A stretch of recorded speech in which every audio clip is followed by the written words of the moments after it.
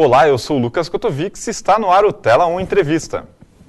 Hoje recebemos em nosso estúdio as ex-alunas de jornalismo Laura Bordim e Suelen Loriani. Elas estão prestes a lançar o livro Sem Liberdade Eu Não Vivo, Mulheres que Não Se Calaram na Ditadura, produto do TCC que defenderam no ano passado.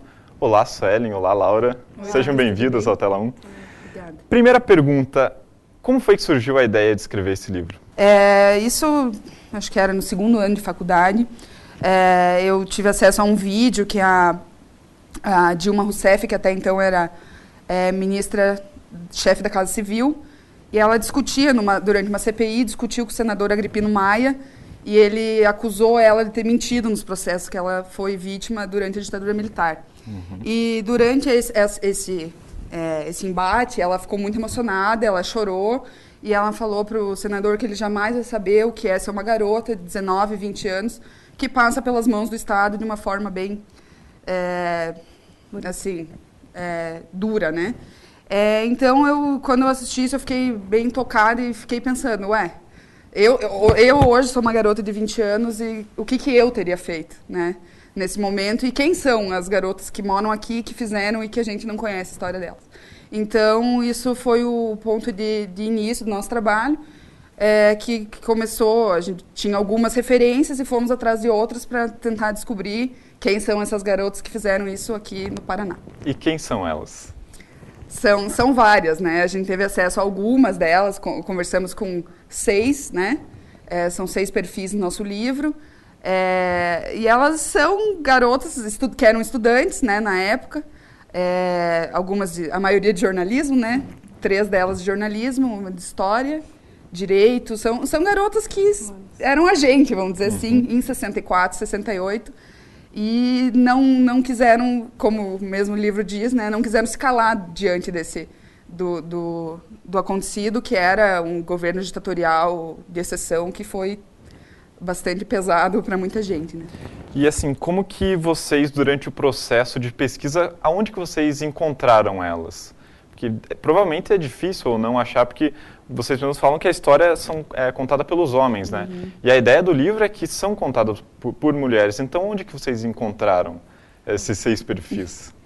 Então, nosso ponto de referência foi a Teresa Urban, que era jornalista, né? E enfim, até alguns professores já conheciam ela também e nos ajudaram a entrar em contato. E a partir dessa primeira conversa que a gente teve com ela também nos abriu um leque assim, de amigos e amigas da época da ditadura e que também gostariam, né, de estar participando desse nosso projeto. Então, cada uma que a gente entrevistava levava outra, que levava outra, até mesmo a ideia do livro, né, a ideia inicial, ela foi se construindo e se modificando durante as entrevistas, porque a gente encontrava cada personagem, a gente sempre tinha algo novo. Então, foi mesmo uma ligando a outra, tanto que dentro do livro a gente também demonstra isso como uma...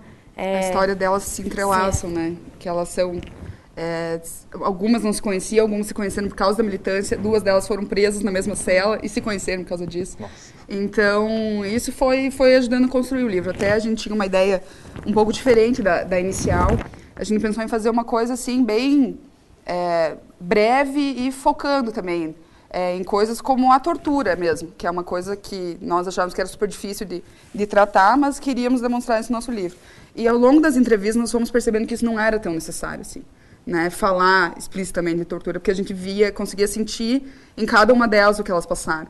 E aí que a gente pensou, né, também não há uma medida de tortura, que é pior, o que é, né, se é tortura física, psicológica, o que se passa é muito diferente em cada uma. Então a gente achou que conseguindo entender a história dela e passar isso para o leitor seria o essencial, não falar, talvez explicitamente, de uma coisa que não vai levar ninguém a lugar nenhum, né?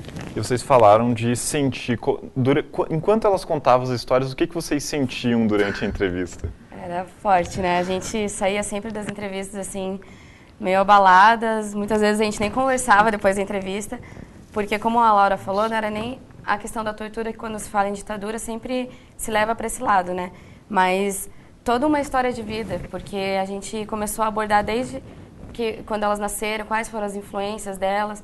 Então nós percebemos também muita comparação com os jovens de hoje, com as nossas vidas mesmo. Então, que a gente também poderia ter seguido caminhos parecidos, né? mas como fez diferença ser um outro governo, enfim, tantas outras coisas, assim.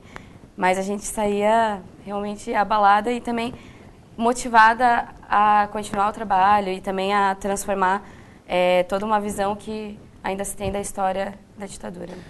Você disse, Suelen, que vocês poderiam ter seguido esse caminho. Há possibilidade hoje das pessoas seguirem esse caminho que vocês contam das mulheres no livro? Eu acho que, falando historicamente, eu não sei se... Eu espero que não, né? Que era uma coisa, assim, que hoje a gente não consegue imaginar.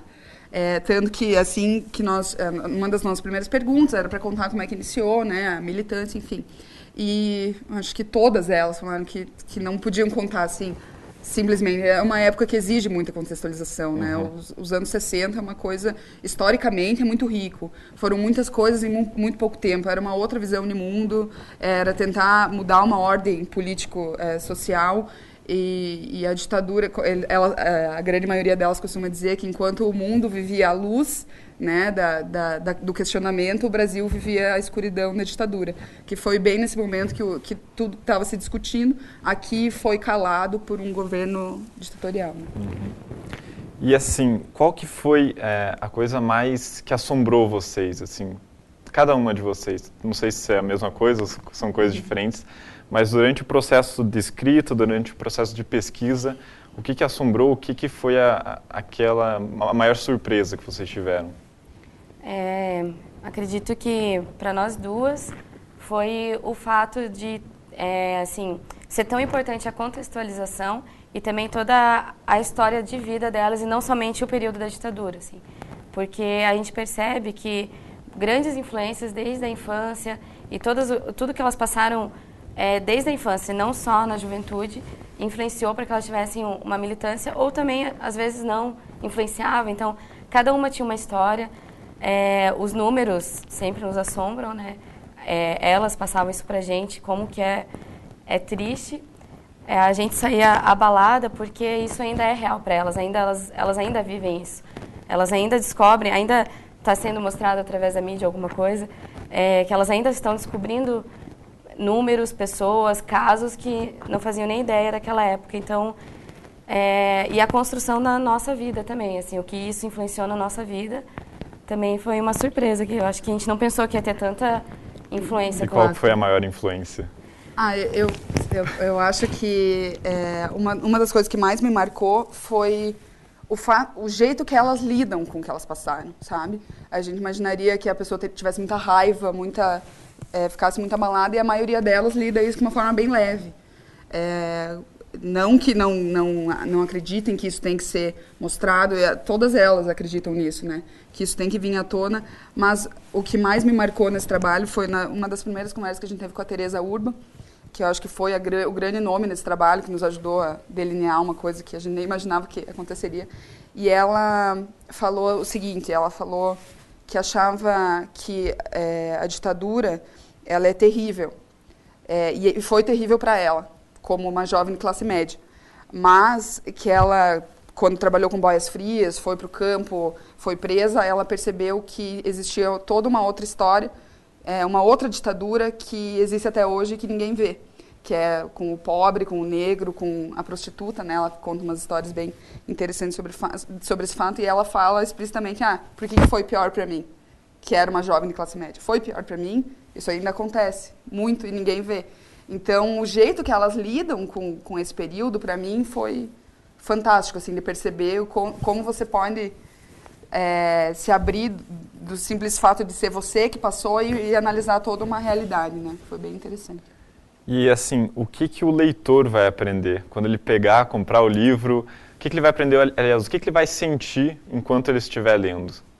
Que ainda não acabou, né? Que tem muita coisa que ainda pode mudar, que essa visão que a Laura falou da Teresa é a visão de praticamente todas, de que a mudança ainda é necessária, que a gente nunca pode se acomodar com o governo, com o Estado que é posto, e a gente espera que eles consigam enxergar a história através de um outro olhar, que é o olhar das mulheres, e também pensar na história hoje, porque a gente continua fazendo história. Bom, vocês ganharam o Prêmio Interconsul né? E numa categoria provavelmente muito disputada, que é livro-reportagem. Não vou perguntar se vocês ficaram felizes, porque vocês ficaram, mas vocês esperavam, assim, ganhar? Como é que foi? Olha, pelo trabalho que foi feito. Como é que eu vou te dizer? Quando eu cheguei, eu fui apresentar, a Suelen estava na Colômbia no momento, e eu achei que o nosso trabalho tinha muita força, achei que nós poderíamos ganhar, mas quando vi os outros concorrentes, pensei, nossa, tem tanto trabalho bom que não sei se vai dar pra gente. Tanto que quando eu descobri, quando eu estava no aeroporto de Porto Alegre, esperando para voltar, e que eu vi uma foto, quando eles lançaram no site do Intercom, que eu vi o meu nome atrás, que a gente tinha ganhado, falei, nossa, não acredito. E foi muito, muito especial, assim, ser reconhecido por um trabalho que, né, nós duas fomos bastante tocadas e esperamos levar isso para muita gente. E vocês chegaram, não sei como é que foi o caminho até chegar na editora, inclusive a editora é da Cleusa Slaviero, que fez um livro, abriu uma editora para lançar o livro, e ela está lançando um livro de grandes nomes de jornalismo, como Osni Tavares e o Robson Martins. Então, como é que foi vocês chegarem nessa editora para, enfim, lançar o livro? Foi bem aleatório, né? Porque a gente queria, claro, a gente já tinha pensado em lançar o livro, mas estávamos fazendo alguns contatos, assim, e foi mesmo por indicação. Aconteceu uma indicação, não sei se você quer comentar que foi. Não, nosso amigo Thomas, ele conhecia a Cleusa já e falou para ela, tem o livro das meninas, é super interessante, se você puder dar uma olhada, e foi questão de horas, né? Ela leu e já entrou em contato com a gente, foi bem bacana. Para encerrar, então, quando que vai ser a data do lançamento? Vocês não têm certo ainda, né? Não, ainda não está certa a data, mas é para o início de outubro. Início de outubro, e vocês pretendem seguir essa carreira de escritoras ou vai ficar por esse livro mesmo? Como é que é? Bom, eu não tenho intenção, agora eu não tenho intenção, mas eu acredito que com o passar dos anos e da vivência jornalística, a vontade de escrever fica cada vez maior, né? De contar outras histórias e outros momentos que merecem estar presentes, né, na literatura. Bom, vocês podem então fazer a divulgação, chamar o telespectador para comprar o livro de vocês, então, quando ele foi lançado. Então, dia 3... não, desculpa, ainda não tem a data certa. Mas assim que acontecer o lançamento, a gente espera que todos possam participar, venham participar desse lançamento e também conhecer a obra. Conhecer a obra e também as nossas entrevistadas, muitas delas estarão lá. Legal. Se quiser, né, conhecer um pouquinho de perto a história delas, vai ser bem bacana. Inclusive tem previsão para lançamento em Brasília e em São Paulo, é isso? Isso. Grandes proporções. Isso, logo depois de Curitiba, nós estamos analisando ainda a nossa viagem aí pelo Brasil. Bom, muito obrigado então, Suelen, muito obrigado, Laura, por comparecerem aqui ao Tela 1. Muito obrigada. Obrigada. Bom, o Tela 1 Entrevista de hoje fica por aqui. Para entrar em contato ou mandar sugestões, você já sabe, é só enviar e-mail para tela1@up.com.br. Obrigado pela companhia e até a próxima.